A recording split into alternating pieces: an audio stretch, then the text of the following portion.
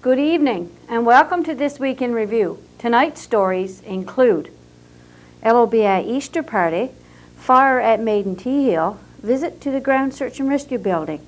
These stories plus community events, the BBS Playbill, Off the Rack and more coming up after this. The little things you do that you think are small and few are the things that mean the most to me. So just keep giving whatever you're giving, 'cause even when you're giving just a little, if you're doing just a little, you're helping a lot. it helps a lot. From the Church of Jesus Christ of Latter-day Saints. It helps a lot. On Saturday, April the 19th, the LOBA held their annual Children's Easter Party. Children ages newborn to age 8 were invited to the lodge for a good time with the Easter Bunny. The children took advantage of the large open space and did what children do best: run around and have fun with their friends. They were given Easter Bunny ears to wear. When the Easter Bunny showed up, they played some games together. As usual, the LOBA ladies put together a great lunch for the children, and of course the children enjoyed it very much. The ladies also prepared Easter baskets filled with candy for each child. Tickets were sold on a large plush Easter Bunny, which was won by Melissa Compton. Congratulations to the LOBA for providing such a service to the children of our community. We extend a special thanks to Rebecca Young for filming this event for us.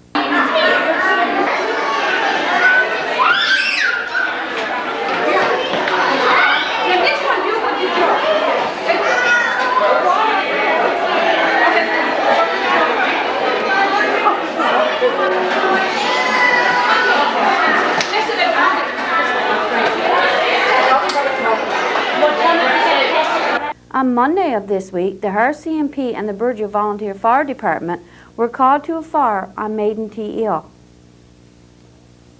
On Monday evening at approximately 7:45 p.m., the RCMP and Fire Department answered a fire call to the Maiden Tea Hill lookout. Apparently, a group of children set fire to the garbage in the plastic container located at the top of Maiden Tea Hill lookout. Eyewitnesses say the flames from the fire were very high. Thanks to the effort and quick thinking of some of our town's young people, they had the fire put out by the time the fire department arrived. The damage to the lookout was minimum. However, this could have been a very dangerous situation.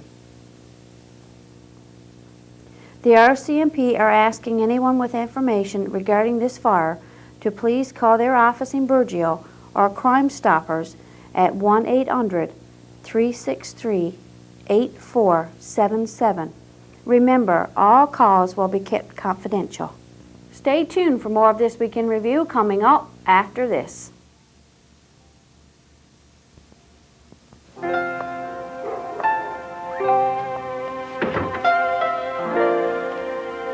Dear Mrs. Coleman, you don't know me, but I know you know my old red house at the end of the lane. Please forgive me for tracking you down, but I had to thank you. I'm not sure what inspired your kindness, but oh, it's a godsend. Since my wretched hip surgery, just getting to the end of the lane and back takes nearly half an hour. And sometimes the pain just isn't worth it. You brought me something much more important than newspapers. You brought me the understanding that it's the small, the simple things that really help people. If you're doing just a little, you're helping a lot. From the Church of Jesus Christ of Latter-day Saints. Work on the new Ground Search and Rescue Building began last week. 5 workers have been hired for 14 weeks to construct a new building for the Ground Search and Rescue. The former building has been totally dismantled.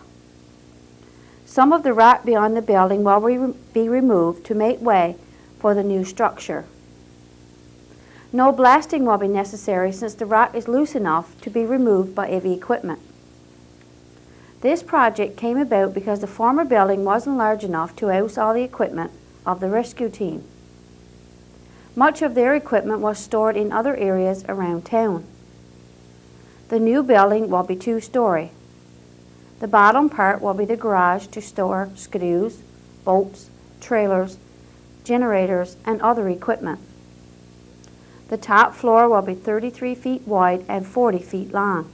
This will be the home for a small office, a small kitchen area, a wheelchair-accessible washroom, meeting and training room. Funding for this project was provided by the Human Resources and Development Canada and also from our MHA, Kelvin Parsons. Thanks to Gord Ingram, the Town Council, and the RCMP, the ground search and rescue is being stored at these facilities. If the need arises for the group to have a meeting for all its membership, the fire hall will be used. This new building will help the search and rescue team to serve our community better and more efficiently. The grad class were busy over the Easter holiday. One would think these students would be enjoying the Easter break before returning back to school for the last term. Not so. They were busy preparing for the upcoming grad night scheduled for Friday, May the 2nd. There is quite a bit of work involved in getting ready for this annual event. These students have to begin this early because of all the work involved.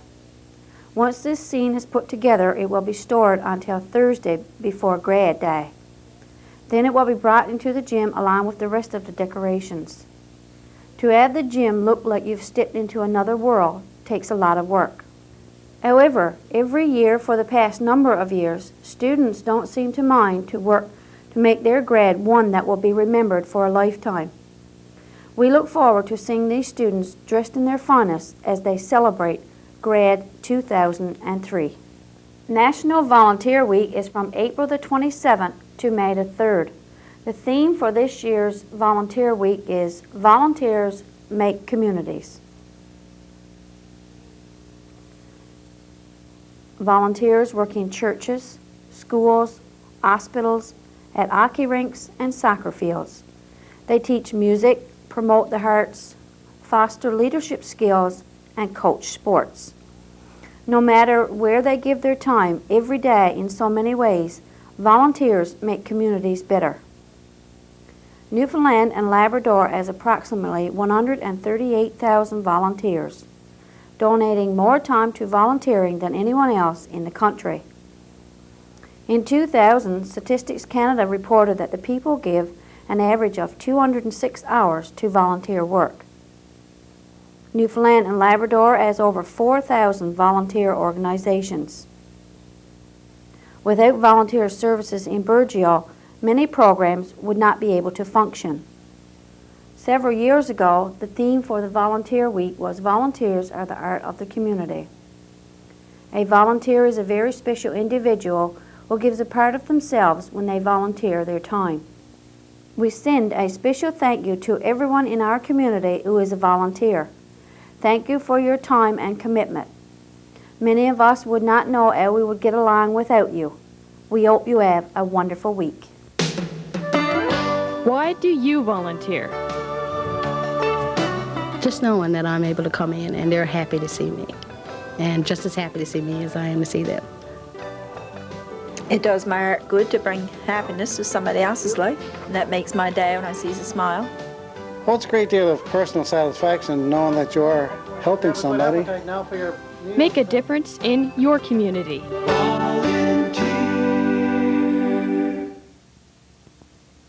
Off the rack. This week, as we scanned our tape rack, we came across a tape of a wildlife officer showing a peregrine falcon. Let's look back to April the 26th, 1992. Does he have a name? He doesn't have a name, and we often get asked that question. And one of the reasons that I haven't named him is because I always want to leave the impression that it's a wild animal and not a pet. They don't make very good pets, and most wild animals don't make very good pets. So for that reason, I haven't given him a name. Okay, how old is he? This particular bird is about 16 years old, which is fairly old as far as peregrine falcons go.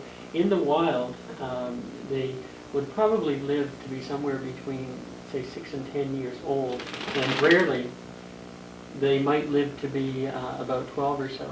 In captivity, they tend to live a little longer because they have their food provided for them.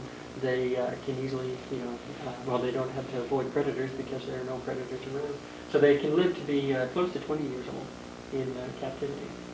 About how wide is wingspan? Well, this bird's wingspan is about this. I think we can get him to spread his wings today, which is just about 2.5 feet. This is an adult male peregrine falcon, and the females are about 1/3 larger than the male, so their wingspan would be a little bit greater. BBS Playbill. Tune in on Tuesday for the Grade 8 language plays. Try your luck on Wednesday by playing Sea Cadet TV Bingo. On Thursday, we will have a video from the Coast Guard entitled SAR Case Number 227. Join Pansy and the gang for 2 stories, a craft, and lots of fun on Saturday morning at 11 a.m. on Pansy's Garden. And I'll be here again next week with This Week in Review. For This Week in Review, I'm Marie Rose. Good night and God bless.